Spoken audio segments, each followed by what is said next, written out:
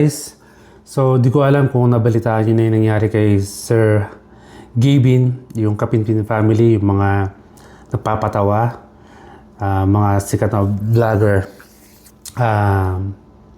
Yun nga, na-admit ata siya at wala siya, kung mapapansin nyo, wala siya sa mga vlog, sa mga record yung vlog ng pamilya.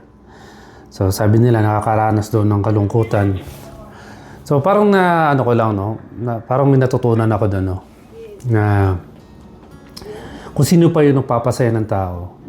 So hindi natin alam na sila pa yung may pinagdadaanan, no? Kaya nalulungkot yung pamilya ni Sir Gavin.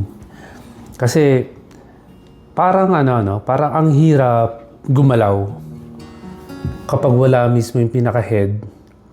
Kasi parang para sa akin si Sir Gavin na yung lumalabas na pinaka-head ng content eh. At halos lahat ata ng miyembro ng pamilya parang sa kanya, bilang head, sa kanya humuhugot ng lakas. Parang nakakapanghina lang din. Kasi kapag pinapanood mo yung video niya na wala si Gavin, parang wala yung power eh. Kasi nga wala si Gavin, wala yung pinaka-head. So naisip ko, parang rin, no? Parang sa typical na pamilya. Kapag halimbawa yung isang head, o isang padre de pamilya na kung saan pinaghuhugutan ng lakas ng miyembro ng pamilya. Tapos siya yung nagkaroon ng hindi magandang nangyari or siya yung nawawala dun sa nasasakupan niya. Parang napipilay, di ba? Parang napipilay yung isang pamilya. Kaya kung minsan ang lesson dito parang nalilimutan natin or tanungin, hindi pala porket nakikita mong masaya yung tao is wala ng problema. Dapat pala, tatanungin din natin sila, makikipag-communicate tayo sa kanila kung ano yung, kumbaga parang kausapin din natin sila. Kasi mamaya, pinipilit lang nila maging malakas, no? Para, alam mo yon, para hindi niya maihawa yung lungkot na nararamdaman niya dun sa nasasakupan niya o sa member niya o sa pamilya niya, member ng pamilya.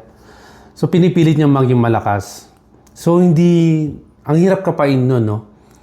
Kumbaga parang isa rin sa natutunan ko na hindi lang pala dapat tayo umasa doon sa isang tao na yun. Mas maganda yung natuturuan mo rin yung bawat isa na makibahagi, mag-brainstorming, para hindi mo dala-dala lahat ng bigat nung mga gusto mong gawin, mga pinaplano mo. Dapat pala sinishare mo rin. So, yun lang guys. Kasi madalas namin pinapanood si Gavin eh. Sir Gavin, yung Kapinpin family. So, lang ako. Nakita ko lang kanina. Lalo misis ko, paborito yun. So, sana makabalik si Sir Gavin at bumalik yung dating energy. Kasi marami nanonood sa kanila, guys. Milyon. So parang, yun, nakikisimpatya. Maraming nalulungkot. So sana makabalik sila, Sir Gavin. Makabalik kayo, idol. Yun lang. Ingat tayo lahat.